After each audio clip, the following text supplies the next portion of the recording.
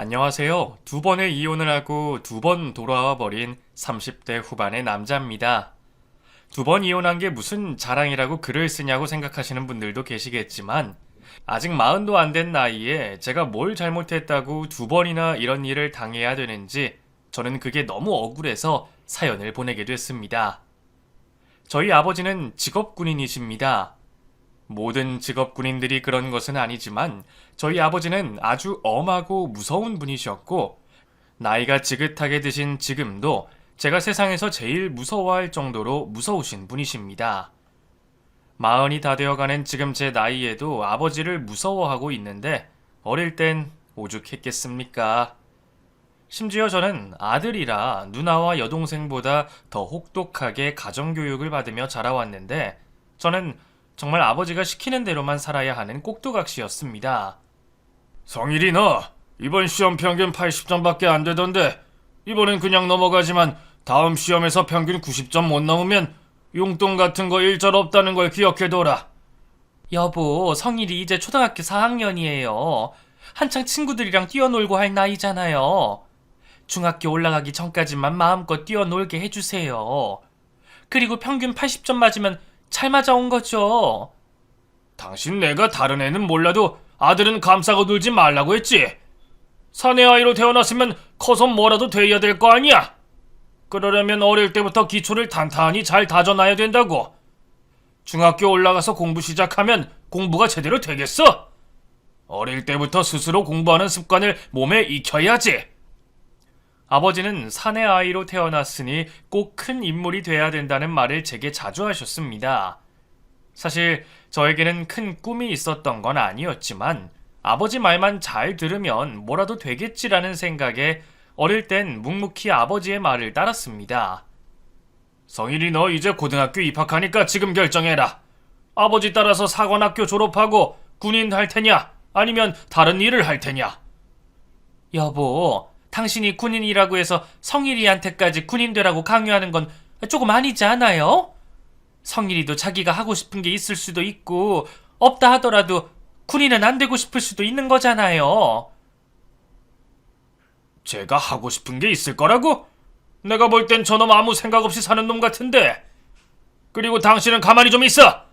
내가 성일이한테 질문했지 당신한테 질문했어? 아버지는 제가 사관학교를 졸업해 아버지 뒤를 따라 군인이 되시길 바랬지만 사실 저는 정말 군인만큼은 되고 싶지 않았습니다. 그 이유는 아버지 같은 사람이 되고 싶지 않아서였죠. 그래서 저는 그날 처음으로 용기를 내 제 생각을 또렷하게 아버지에게 말했습니다. 아버지, 죄송하지만 저는 군인이 되고 싶지 않아요. 저는 아버지만큼 잘할 자신이 없기도 하고요. 사실 뭘 하고 싶다 이런 건 없지만 공부하다가 하고 싶은 게 생기면 그걸 해보고 싶어요. 딴 거 생각할 필요 없다. 군인하기 싫으면 기술이나 배워.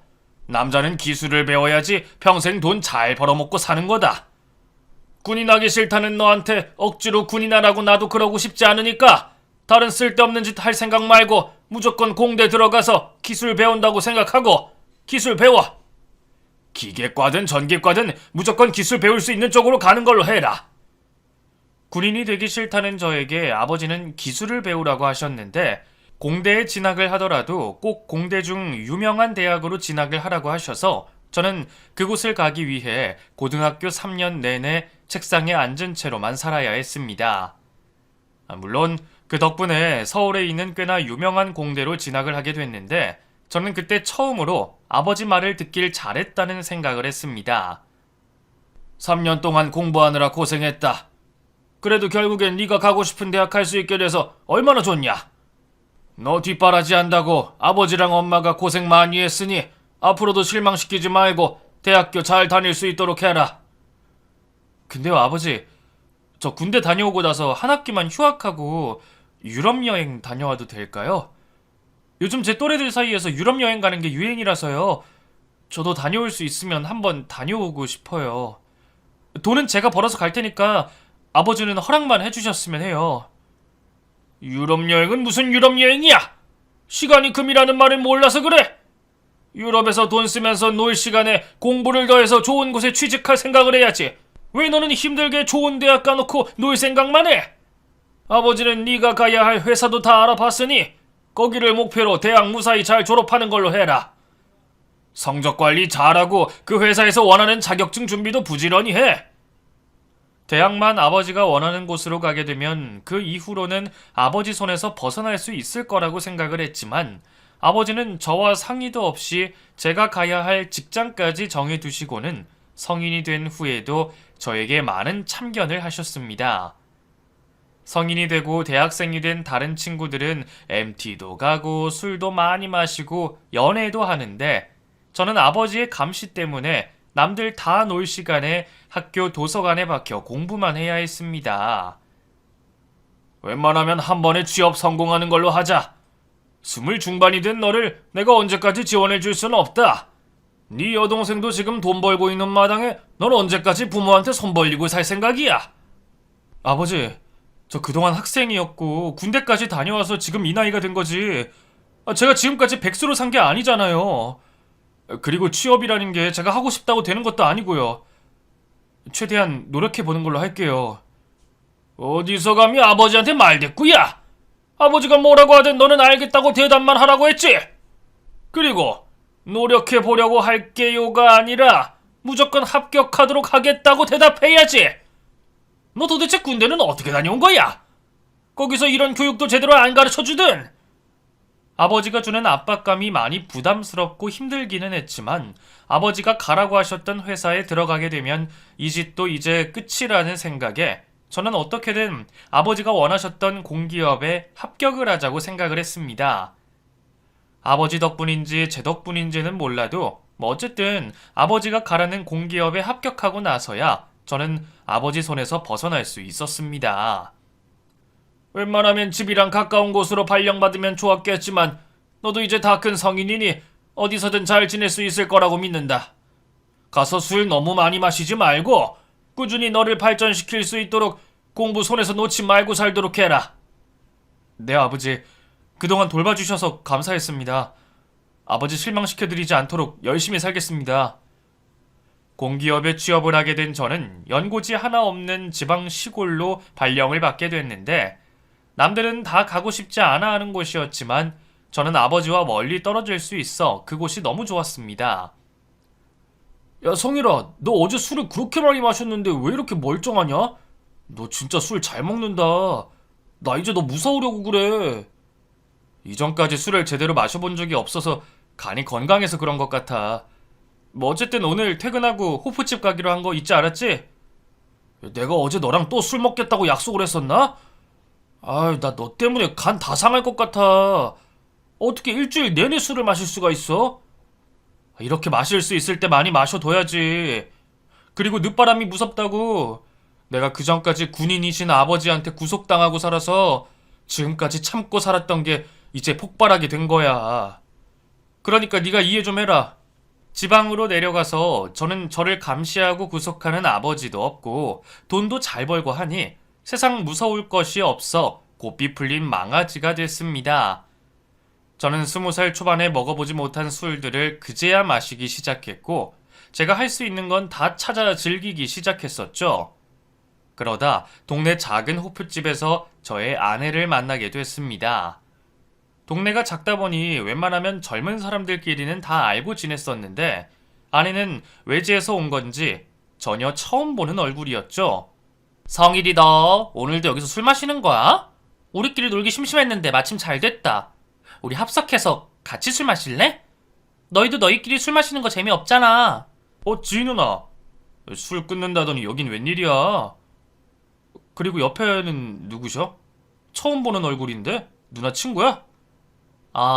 내 친구 미솔이라고 어릴 때 여기 잠깐 살다가 필리핀으로 이사 갔거든. 근데 여기 미솔이 할머니가 살고 계셔서 미솔이가 할머니랑 지내겠다고 얼마 전에 한국으로 왔어. 저는 처음 보는 낯선 여자였던 아내에게 많은 관심을 가졌었는데 아내는 저와 잘 맞는 구석이 아주 많았습니다. 특히 놀기 좋아하고 술 마시는 걸 좋아하는 게 가장 큰 공통점이었고 그것이 제가 아내에게 매료된 가장 큰 이유이기도 했었습니다. 성일아, 너 주말에 나랑 포항으로 놀러 가지 않을래? 거기에 죽이는 물회집 내가 알고 있는데 네 차로 좀 같이 가자. 나 혼자 가긴 좀 그렇더라고. 야, 지희 누나는 어쩌고 우리 둘이 가자는 거야? 뭐 나야 가면 좋긴 하지만 진짜 우리 둘만 가는 거야? 지희 일 있어서 못 간다고 하더라. 그러니까 그냥 우리 둘이 가는 걸로 하자. 내가 기름값도 주고 물회도 사줄게. 아내와 저는 성별이 다르긴 했지만 노는 게 잘 맞아서 단둘이 놀기도 아주 잘 놀았습니다. 둘이서 다른 지역으로 1박 2일로 놀러도 가기도 했고 캠핑도 즐겨 했으며 술을 많이 마시는 날에는 한 방에 같이 잠들기까지 했습니다. 그래도 저희에게는 그 어떤 일도 일어나지 않았었는데 그래서 저는 아내가 저에게 사심이 없어서 동성처럼 편하게 지낼 수 있던 거라고 생각을 했었습니다. 그렇게 아내와 함께 망나니처럼 놀기만 하던 중 아버지가 저를 본가로 호출하셨습니다. 네가 먼저 장가 간다고 이야기할 때까지 기다려보려고 했는데 네가 말이 없어서 불렀다. 너 결혼할 생각은 없는 게냐? 아니 그보다 먼저 만나고 있는 여자가 있는지부터 좀 물어보자. 너 만나고 있는 여자 있긴 있어? 아버지, 저 회사 들어간 지 이제 1년 넘었고요. 아직 제 나이가 30도 안 됐는데 무슨 결혼이에요. 요즘은 남자들 다 30 넘어서 결혼하던데 저도 그러고 싶어요. 그거는 능력 없는 놈들이나 하는 짓이지. 너는 돈도 잘 벌고 인물도 좋은데 왜 장가를 못 가? 아버지는 너 30 되기 전에 장가 갔으면 한다. 만약에 네가 30 되기 전까지 장가 못 가면 내가 알아서 며느리 구해서 붙여줄 테니까 그땐 잔말 말고 장가 가는 걸로 해라. 아니다. 이참에 너 돌아가면 바로 너 선자리부터 구해야겠다. 아버지, 저 만나고 있는 사람 있으니까 선자리 안 구해주셔도 돼요. 여자친구한테 물어보고 아버지랑 엄마한테 소개해드리는 걸로 할게요. 다른 건 몰라도 결혼만큼은 제 의지대로 하고 싶었고 아버지가 짝지어주는 사람과는 하고 싶지 않다는 생각이 들어 저는 없는 여자친구를 만들어내 거짓말을 하게 됐습니다. 그날 이후로 아버지는 인사를 하러 언제 오는 거냐며 물어보셨고 제가 여자친구 소개를 계속 미루자 아버지께서 제가 살고 있는 곳으로 오시겠다고 말씀하셨습니다. 너희가 못 온다면 내가 갈 테니 거기서 딱 기다리고 있어. 어디 얼마나 대단한 여자 만나길래 얼굴 보여주기를 아까워하는지 내가 직접 내려가서 확인해보마. 아버지, 여기까지 오시기 힘들어요. 그냥 제가 이번 주 주말에 올라갈 테니까 집에 계세요. 이번 주 주말에는 꼭 올라갈게요. 너 이번에도 말만 하고 안 오면 내가 내려가서 확인하든지 아니면 며느리감 골라서 데리고 가든지 할 테니 그렇게 알아라.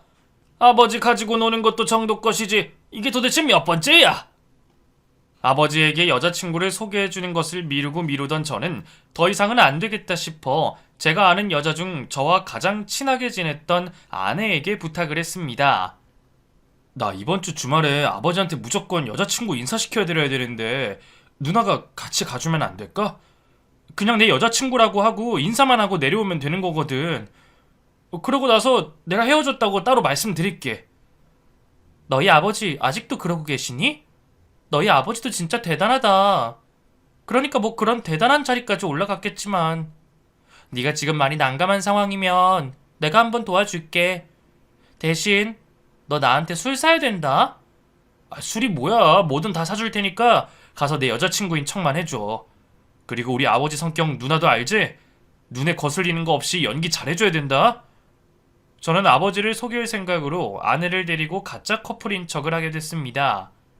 아버지에게 거짓말을 하는 게 찔리기는 했지만 잠깐의 위기를 모면하자는 생각으로 저지른 일이기도 했었습니다. 그리고 아버지 눈에는 아내가 며느리감으로 성에 차지 않을 거라고 생각을 했는데 아버지는 제 아내를 보자마자 결혼 날짜부터 잡으라고 하셨습니다. 성일이 이놈이 여자친구 있다고만 하고 얼굴은 안 보여주길래 없으면서 거짓말하는 건 줄 알았는데 남자 노릇 하고 있긴 했었나 보구만. 이렇게 인사까지 하러 왔으니 올해 안으로 씩 올릴 수 있도록 추진해봐라. 아버지, 지금 6월이에요. 어떻게 6개월 안에 결혼을 해요? 그건 절대 안 돼요. 그리고 저희 둘은 결혼을 해도 2, 3년 뒤에 할 생각이에요. 둘이 서로 마음 맞으면 바로 결혼하면 되지 뭐 한다고 2, 3년씩이나 시간을 끌어. 너 아버지가 시간이 금이라는 소리 귀에 딱지가 않도록 그렇게 말했는데 벌써 잊은 게냐? 하루라도 빨리 결혼해서 너는 열심히 밖에서 일하고 돈 벌고 새아기 너는 집에서 얘 내조하면서 지내는 걸로 해라. 그래야 성인이 너도 안정적인 삶을 살지. 아버지는 당장 결혼을 하라고 하셨지만 저는 한 달 뒤쯤 아내와 헤어졌다고 말할 생각이었는데 저와 함께 저희 부모님을 만나고 온 아내는 갑자기 저에게 아버지 말을 듣는 게 어떻겠냐고 말했습니다. 우리 그냥 너희 아버지 말씀대로 올해 안에 결혼식 올리는 걸로 할까? 솔직히 결혼 준비 마음 먹고 하면 금방 할 수 있을 것 같긴 하거든. 누나랑 내가 아무 사이도 아닌데 무슨 결혼을 한다는 거야? 누나 갑자기 왜 이래? 지금 나도 혼자고 너도 혼자잖아. 거기에다 우리 둘 매일같이 얼굴 보고 지내고 있고 남들이 볼 땐 커플이나 다름없이 지내고 있는데 나도 안 싫고 너도 나 안 싫으면 그냥 우리 둘 만나서 결혼하면 되는 거 아니야? 성격이 이렇게 잘 맞는데 결혼한다고 손해볼 건 없잖아. 그리고 우리 둘이 결혼한다고 해서 이상하게 볼 사람도 없고 우리 둘이 성격이 잘 맞는 건 맞지만 연애도 안 하고 결혼부터 한다는 게 말이 안 돼서 그래.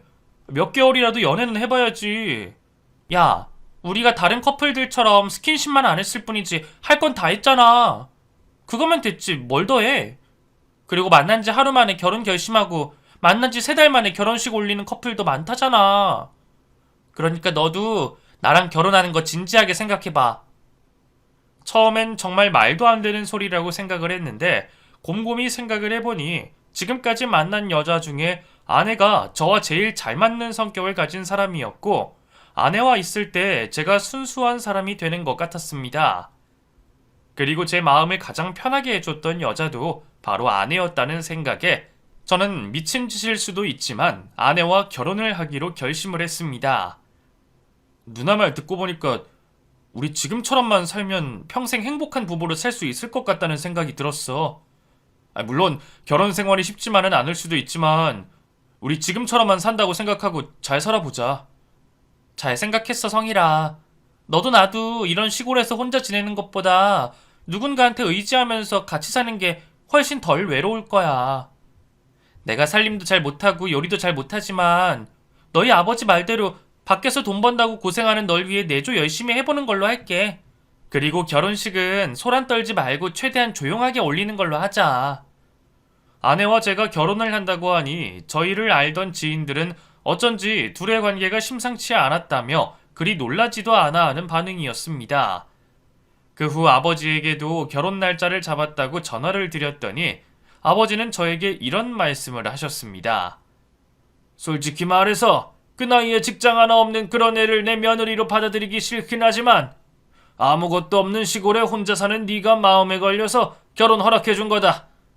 아버지는 네가 그냥 살림해줄 아무 여자나 데리고 살았으면 하는 마음에 허락한 거지만 그래도 이왕 결혼하기로 했으니 잘 살도록 해라. 아버지의 속내를 알고 나서 조금 충격을 받은 저는 오히려 아내와 정말 잘 살아야겠다는 마음을 먹게 됐습니다. 아내를 무시하든 말하는 아버지에게 아내가 얼마나 저와 잘 맞는 여자인지 그리고 그 여자 덕분에 제가 얼마나 행복하게 사는지 증명해 보이고 싶었습니다. 여보, 우리 여름 휴가로 하와이 가는 건 어때? 당신 해외여행 한 번도 안 가봤다고 했잖아. 이번에 돈 좀 쓰더라도 하와이로 여행 가보자. 하와이 미국이라서 돈 많이 들지 않아? 그러지 말고 조금 낮춰서 괌으로 가보는 건 어때? 괌이 작긴 하지만 그래도 즐길 건 웬만큼 다 즐길 수 있다고 하더라고. 괌이랑 하와이랑은 다르지. 괌 갈 거면 그냥 필리핀이나 가던가. 당신은 저번 달에 상여금도 많이 받아놓고서 왜 이렇게 짠돌이같이 굴어? 결혼했으니까 돈도 모으고 해야지. 버는 족족 써버리면 나중에 급할 때 어떡할 거냔 말이야. 우리 사이에 애가 생길 수도 있는 건데 그런 것도 미리 대비해야 되지 않겠어? 아우 진짜 누가 군인 아들 아니랄까봐 엄청 짠돌이네. 결혼 전엔 노는 돈은 아낌없이 쓰는 것 같더니 왜 결혼하고 나서 이렇게 짠돌이같이 굴어? 이럴 거면 너랑 결혼하지 말 걸 그랬다. 아내는 결혼 후 제가 버는 돈으로 놀 생각이었는지 가정에 대한 걱정과 고민 따윈 하지 않고 하루 온종일 놀 생각만 했습니다. 저도 노는 걸 좋아하지만 결혼을 했으니 이제는 아껴가며 돈을 써야 된다고 생각을 했는데 아내는 내일이 없는 사람처럼 돈을 쓰기 시작했습니다. 당신이 안 간다고 해서 나 지희랑 가려고 하와이 여행 티켓 끊었어. 당신 안 가면 쓸 돈 줄어드는 거니까 너무 뭐라고 하지 말고 거기서 돈 모자라지 않을 정도로 쓸 수 있게 용돈만 넉넉히 챙겨줘. 나한테 말도 없이 그런 결정을 내리면 어떡해. 비행기 티켓 값은 누가 냈는데? 설마 내 돈으로 결제한 거야? 당신 돈이 내 돈이고 내 돈이 당신 돈이잖아. 그런 것까지 하나하나 일일이 허락받으면서 결제해야 돼? 그리고 내가 그렇게 가고 싶어 하면 혼자라도 갈 수 있게 보내주면 되지. 내가 여행 갈 때 쓰는 돈이 그렇게 아까워? 나는 밖에서 그렇게 고생해서 버는데 돈은 당신이 다 쓰니까 그렇지. 그리고 하와이를 지인 누나랑 가더라도 나한테 말을 하고 가야지. 당신이 지금 미혼이야? 당신 결혼한 유부녀야. 매일 반복되는 일상이 지루하지 않고 인생을 사는 게 재밌다고 느껴질 정도로 노는 것까지는 좋다고 생각했지만 아내처럼 돈을 물 쓰듯이 쓰고 놀 생각만 하는 건 노는 걸 좋아하는 저도 그냥 지켜볼 수만 없었습니다. 결혼 전엔 제 눈에 안 보였던 건지 아니면 결혼 후 매달 적지 않은 돈을 가져다 주는 제가 있어서 사람이 변한 건지 아내는 결혼 전보다 더 심하게 놀기 시작했고 저를 위해 내조를 하겠다는 약속도 지키지 않았습니다. 성일아, 그 아버지랑 엄마 근처에 볼 일이 있어서 왔다가 너희 집 들렀다 가려고 너희 집 앞에 왔는데 지금 집에 새아기 있지? 엄마, 지금 집이 엉망이라 들어가면 안 될 것 같은데요. 제가 집사람한테 연락해 둘 테니까 잠깐 밖에 계시다가 집 다 치웠다고 하면 들어가세요. 아유, 됐어. 좀 어지러우면 어때? 그리고 너희 아버지 지금 배고프다고 하셔서 빨리 들어가서 너희 집에 있는 걸로 밥 먹던지 아니면 시켜 먹든지 할 생각이다. 안에 새아기 있는 것 같으니까 초인종 눌러서 들어가도록 하마. 부모님이 말도 없이 저희 집으로 쳐들어온 날 저는 엄마의 전화를 받자마자 회사에 사정을 말하고 반차를 써 집으로 달려갔습니다. 집에 도착해보니 아버지는 화가 잔뜩 나 계셨고 아내는 아버지에게 혼이 나고 있었습니다. 너는 하는 것도 없이 집에만 있으면서 왜 집안을 이 모양 이 꼴로 만들어 놓고 살아? 나는 너희 집에 들어오자마자 뭐 돼지우리에 들어오는 줄 알고 깜짝 놀랐다. 쓰레기는 왜 이렇게 쌓아두고 사는 것이며 음식을 얼마나 사 먹었으면 거실 탁자에 쓰레기가 이렇게 쌓여 있을 수 있어? 아버님, 평소에는 제가 잘 치우고 사는데요. 최근에 몸이 안 좋아서 누워만 있었더니 이렇게 됐어요. 그리고 아버님 오신다고 미리 말씀해 주셨으면 청소 깨끗이 해뒀을 텐데 갑자기 오셔서 치울 경황이 없었어요.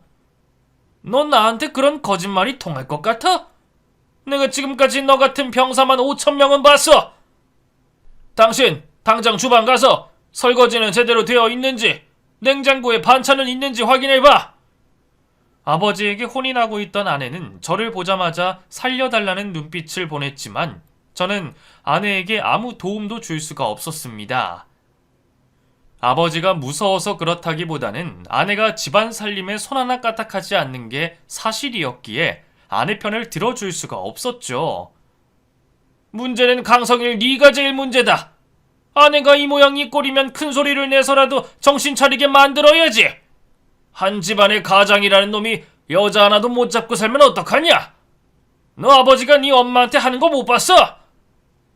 여보, 이제 그만하고 우리는 돌아가는 걸로 해요. 당신 지금 애들 혼낼 만큼 혼냈고 여기 더 있으면 저도 천불 날 것 같으니까 여기까지만 하고 돌아가요. 성인이랑 새아기 너! 이날 이후로도 계속 이렇게 사는지 내가 계속 확인해 볼 거니까 집 깨끗이 치우고 살아. 돼지 새끼들도 아니고 이게 무슨 꼴이야? 아버지가 돌아가시고 난 후 아내는 화가 잔뜩 난 표정을 하고서는 저에게 말 한마디도 하지 않고 방으로 들어가 버렸습니다. 저는 혼자서 더러운 집안을 치우며 아버지 말대로 아내에게 큰 소리를 내서라도 기강을 잡아야겠다고 생각을 했는데 저에게 그럴 만한 능력이 없는 건지 아니면 아내가 무적인 건지 아내는 제 말도 호랑이같이 무서운 저희 아버지 말도 듣지 않았습니다. 여보, 다음 주에 엄마 김장 담근다고 우리 오라고 하시던데 우리 캠핑 가기로 한 거 취소하고 아버지 집 올라가서 김장 좀 도와드리고 오자. 잠은 안 자고 가도 된다고 하시니까 김장 담그는 거 도와드리고 김치만 받아올까? 이번에 예약한 캠핑장 예약하기 힘들어서 어렵게 예약한 건데 그걸 취소하면 어떡해? 당신이 어머님한테 전화드려서 선약 있어서 못 간다고 말씀드려. 딸 둘에 사위 둘까지 가는 거면 우리는 굳이 안 가도 되지 않아? 아버지는 딸들은 시집 가면 끝이라고 생각하셔서 아마 딸들은 안 부르실 거야. 그리고 아버지가 올라오라고 한 거라서 꼭 가야 될 것 같아서 그러니까 캠핑장은 다음에 가는 걸로 하자. 내가 어떻게든 자리는 다시 구해볼게. 시집 가면 끝이라고 하시면서 김장 담그면 딸들 집에도 보내실 거잖아. 아버님, 우리 집 온 날 이후로 사람 힘들게 하시더니 도대체 언제까지 그러실 거래? 김장을 담그러 가야 하는 날 눈을 떠보니 아내는 친구와 함께 캠핑장으로 사라진 지 오래였고 결국 저는 혼자 김장을 담그러 아버지 집으로 향했습니다. 아버지는 아내 없이 저 혼자 온 걸 보시더니 아내에게 바로 전화를 걸었는데 아버지 전화기 너머로 아내가 소리를 고래고래 지르는 것이 흐릿하게 들렸습니다. 너는 네 처 관리를 도대체 어떻게 하길래 애가 이렇게 싸가지가 없어? 너도 들었겠지만 대단한 네 아내가 시아버지인 나한테 소리 지르고 난리도 아니더라. 어디서 저런 막뒤 먹은 게 굴러 들어와서 집안 분위기를 망쳐? 여보, 새아기가 뭐라고 했는데요? 아까 살짝 들리는 걸로는 자기 인생에 참견하지 말라고 하던데 정말 그렇게 말했어요? 사람 숨 막히게 하지 말라고. 일 시키려면 남의 자식인 며느리 시킬 생각하지 말고 아버님 딸들이나 시키라면서 내가 일하려고 시집 온 건 줄 아냐고 소리를 고래고래 지르더라. 내 살다 이런 애는 처음이다. 결국 저는 김장을 담그지도 못하고 집으로 다시 내려가 아내가 돌아오길 기다렸는데 아내는 집에 도착하자마자 저에게 아는 척도 없이 안방으로 들어가 버렸고 그런 아내를 쫓아가 말했습니다. 당신 진짜 미쳤어? 어떻게 아버지한테 그런 식으로 소리를 지르고 대들 수가 있어? 그냥 죄송합니다 하면 될 일을 왜 일을 크게 만드냐고? 내가 뭘 잘못했다고 아버님한테 미안하다고 말해야 되는데? 내가 틀린 말 했어? 김장 그거 자기 딸들 시키면 큰일 나는 것도 아닌데 왜 나한테만 시키려고 하는데? 자기 딸도 안 시키는 걸 왜 며느리인 나한테만 시키려고 하냐고? 1년에 한 번 하는 건데 그냥 하면 안 돼? 아버지 지금 나보고 당장 당신 쫓아내라고 난리도 아니셔. 당신 정말 나랑 이혼하고 싶어서 그래? 저는 아내가 답답하고 아내의 행동에 화가 나긴 했지만 이혼할 생각까지는 없었습니다. 대화로 충분히 풀 수 있는 일이라고 생각을 했었죠. 그러나 아내는 그동안 마음에 쌓인 것이 폭발한 건지 저와 이혼을 하겠다고 말했습니다. 당신이랑 사는 거 나 너무 숨막혀서 이혼하고 싶어. 더 정확히 말하자면 당신 아버지 때문에 나 너무 숨막혀. 아버님이 우리 집에 다녀가고 난 이후로 계속 우리 집 감시하시는데 나는 내가 왜 이렇게 살아야 되는지 모르겠고 너희 아버지가 그런 사람인 줄 알았으면 너보고 결혼하자고도 안 했을 거야. 이혼하자는 아내의 말에 이혼도 제 맘대로 할 수 없었던 저는 아버지에게 이 사실을 전했고 예상외로 아버지는 당장 아내와 이혼을 하라고 말했습니다. 네 처가 이혼하자 하면 이혼해버려라. 나도 네 엄마도 저딴 며느리는 필요 없다. 너도 이혼하고 더 좋은 여자 찾아서 재혼하던가 해라. 아버지와 아내 사이를 중재할 자신이 없었던 저는 아내와의 이혼을 선택하게 됐고 아내는 저와 이혼을 하자마자 처가가 있는 필리핀으로 가버렸습니다. 그리고 저는 아버지 말을 고분고분 듣고 살던 때의 저로 다시 돌아가 유흥도 그만두고 취미생활도 모두 멈춰버렸습니다. 저를 힘들게 하던 존재였던 아내가 사라져서 마음이 편해진 건 있었지만 마음 한편이 공허하고 외로운 건 어쩔 수가 없었습니다. 그렇게 3년이라는 시간이 흐른 후 제가 이혼을 했다는 사실도 잊혀갈 때쯤 저는 우연히 동네 슈퍼에서 아내를 만나게 됐습니다. 모른 척하고 지나갈 수는 없어 제가 먼저 아내에게 인사를 건넸습니다. 오랜만이네. 할머님 보러 온 거야?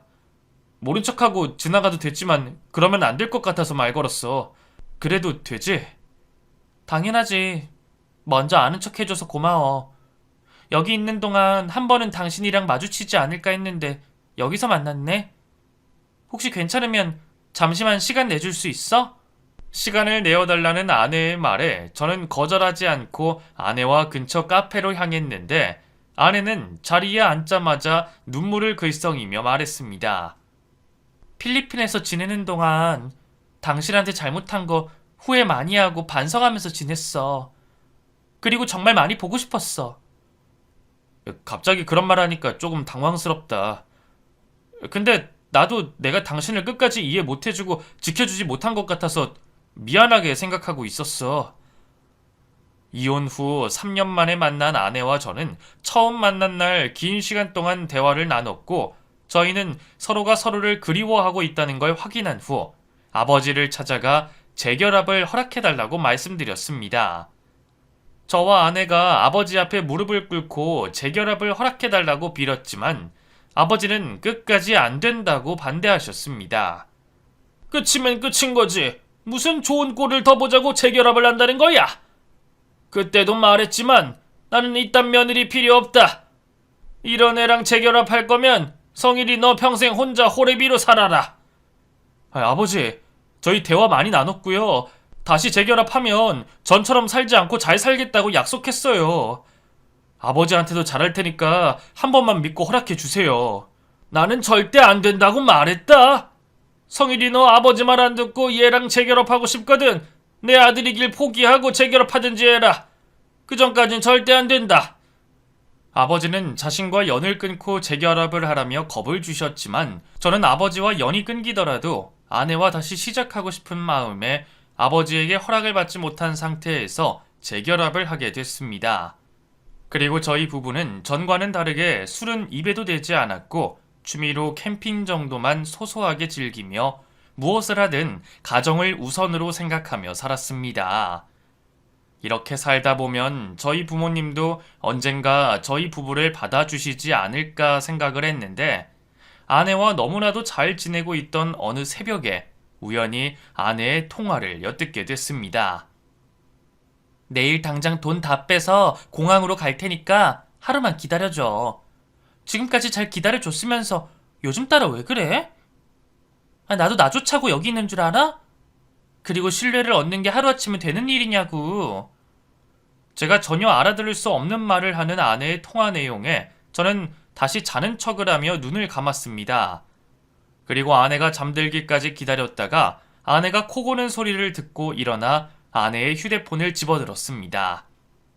아내의 휴대폰은 지문 인식으로 잠금이 되어 있는데 아내가 잠에 한번 빠지면 업어갈 정도로 깊은 잠에 빠져 저는 겁도 없이 자고 있는 아내의 손가락으로 휴대폰 잠금을 해지시켰습니다. 그리고 아내가 마지막으로 누구와 통화를 한 건지 확인을 하기 위해 통화 목록을 열었는데 아내가 마지막으로 통화한 사람은 다름 아닌 필리핀에 살고 있는 처제였습니다. 그 내용만 듣고서는 정확히 무슨 내용인지 알 수가 없어 카톡을 열어 아내 식구들의 단체 대화방을 들어가게 됐는데 그 대화방은 아주 난장판이었습니다. 장인과 장모는 아내에게 언제 돌아오는 거냐는 질문을 매일같이 하고 있었고 처제는 돈은 마련했냐며 아내를 보채는 말을 많이 했습니다. 처가 식구들 대화 내용을 몰래 훔쳐보고 있던 중 3살쯤으로 보이는 어린 남자아이의 사진을 보게 됐는데 사진과 함께 적혀있는 처제의 메시지에 큰 충격을 받고 말았습니다. 언니, 소율이가 엄마 많이 보고 싶대. 어제는 엄마 보고 싶다고 울면서 잠들었는데 언니 진짜 언제 올 거야? 소율이 생각해서라도 거기 빨리 정리하고 와. 그리고 우리도 소율이만 보고 있는 거 너무 힘들어. 소율이 엄마는 언니인 거 절대 잊으면 안 돼. 알겠지? 언니 소율이 때문이라도 꼭 다시 필리핀으로 돌아와야 돼. 처가 식구들 단체 대화방에서 자주 등장하는 어린 남자아이는 다름 아닌 아내의 아이였고 저는 놀란 가슴을 진정시킨 뒤 그 대화 내용들을 증거로 남기기 위해 고스란히 저의 핸드폰으로 옮겼습니다. 그리고 곧바로 저는 자고 있는 아내를 흔들어 깨웠습니다. 여보, 왜 그래? 아직 바깥 어두운 거 보면 새벽인 것 같은데 왜 깨우는 거야? 무슨 일 있어? 당신 필리핀에 아들 놔두고 왔어? 소율이라는 애가 당신 애인 거지? 잠이 덜 깨 비몽사몽하던 아내는 제 입에서 아들의 이름이 나오자 자리에서 벌떡 일어나더니 그걸 어떻게 알았냐고 되물었습니다. 당신 돈 다 빼서 공항 간다는 그 말은 뭐야? 어제 처제랑 통화하는 내용 듣고 당신 자는 사이에 휴대폰 열어서 봤는데 소율이라는 애 사진이 한가득이더라고. 아니 당신은 남의 휴대폰을 뒤지기는 왜 뒤져? 우리 서로 휴대폰은 뒤져보지 않기로 약속했잖아. 이거 도둑질이나 다름없는 거 몰라서 그래? 당신이 수상한 짓을 하니까 본 거지. 나도 보고 싶어서 본 게 아니야. 내가 묻는 말에나 대답해. 당신 해 뜨면 무슨 짓을 벌이려고 했고 소율이라는 애는 어떻게 낳은 애야? 저의 질문에 아내는 티가 나는 거짓말을 하기 시작했습니다. 소율이 내 애가 아니라 은주애야. 내가 필리핀에서 지내는 동안 조카를 내 애처럼 봐줬었거든. 그래서 조카가 나를 엄마로 생각하고 있었던 거고. 돈 이야기는 은주가 하도 돈 보내달라고 재촉하니까 은주 달래려고 거짓말로 한 말이었어. 내가 돈이 어딨다고 돈을 가지고 필리핀으로 가겠어. 어린 아들이 처제의 아들이라는 아내의 말을 믿을 수 없었던 저는 처제에게 전화를 걸었습니다. 처제에게 사실을 확인할 생각이었죠. 긴 연결음 끝에 처제가 전화를 받았는데 처제는 다짜고짜 이런 말부터 꺼냈습니다. 언니, 공항이야? 형부 몰래 형부 통장에 있는 돈은 다 뺐어? 형부 일어나기 전에 비행기 얼른 타서 필리핀으로 넘어와. 괜히 형부가 경찰에 신고하면 언니 비행기도 못 타는 거 알지? 비행기표 비싸더라도 그 돈 다 주고 빨리 움직여. 처제, 나 형부인데 지금 도대체 무슨 말을 하고 있는지 설명해 줄 수 있을까? 그리고 소율이라는 애 언니 말로는 처제 아들이라던데 사실이야? 그리고 처제가 자꾸 돈 보내달라고 떼써서 언니가 어쩔 수 없이 돈 보내준다고 했다던데 그것도 사실인지 알려줘. 언니가 그렇게 말했다고요? 형부, 일단은 제가 언니랑 다시 이야기해보고 말씀드리는 걸로 할게요. 죄송해요. 처제는 제 물음에 말을 더듬더니 대답도 하지 않은 채 전화를 끊어버렸고 아내는 제 옆에서 손톱을 물어뜯으며 불안해하며 서 있었습니다. 당신 나랑 같이 필리핀으로 가자. 가서 소율이라는 애 누구 앤지 친자 검사도 하고 당신 가족들이 왜 자꾸 돈 보내달라고 하는지도 같이 확인해보자. 필리핀으로 같이 가서 친자 검사를 하자는 저의 말에 아내는 눈물을 터뜨리며 모든 사실을 실토했습니다. 소율이 내 아들 맞아. 당신이랑 이혼하고 필리핀으로 넘어가자마자 만난 한국 남자가 있었어. 필리핀으로 사업하러 온 사람이었고 미혼이라고 해서 만나서 애도 낳고 같이 살았었는데 알고 보니까 한국에 가정이 있던 남자였더라고. 사업 철수하고 한국 돌아가면서 나랑 연락을 끊어버려서 그 남자 찾으러 잠깐 한국 왔다가 당신 만나서 재결합하게 된 거야. 도대체 그 와중에 나랑 재혼한 이유가 뭔데? 나한테 돈 떼가려고 나랑 재혼한 거야? 당신 눈엔 내가 정말 우스워 보였나 보다. 어떻게 그 모든 걸 다 속이고 나한테서 돈까지 훔쳐가려고 했단 말이야? 아내는 끝까지 재회 후 저에게 했던 모든 말들은 진심이었다며 자신의 진심은 믿어달라고 말했습니다. 필리핀에 있는 아빠 사업이 힘들어져서 돈이 필요하다고 연락이 왔었어. 내가 도와줄 수 있는 방법은 당신한테 도움 청하는 것밖에 없는데 재혼한 지 얼마 안 돼서 돈 이야기 꺼내면 당신이 싫어할까봐 당신 몰래 도와주려고 했던 거야. 그렇게 하려고 했던 건 내가 잘못한 게 맞지만 나도 힘들어서 그랬어. 그래서 나보고 당신이 돈 관리하겠다고 경제권 넘겨달라고 했던 거구나? 그럼 당신 돈 때문에 나한테 의도적으로 접근한 거였네? 그런 거 절대 아니라니까? 당신 보고 싶었다는 말, 후회하고 반성했다는 말, 진심이었어. 정말이야. 저는 아내가 저랑 이혼한 사이에 아들을 낳았다는 사실보다 저를 감쪽같이 속였다는 사실이 화가 났습니다. 그리고 진심이었던 제 마음이 비참해지는 것 같아 견딜 수가 없었어요.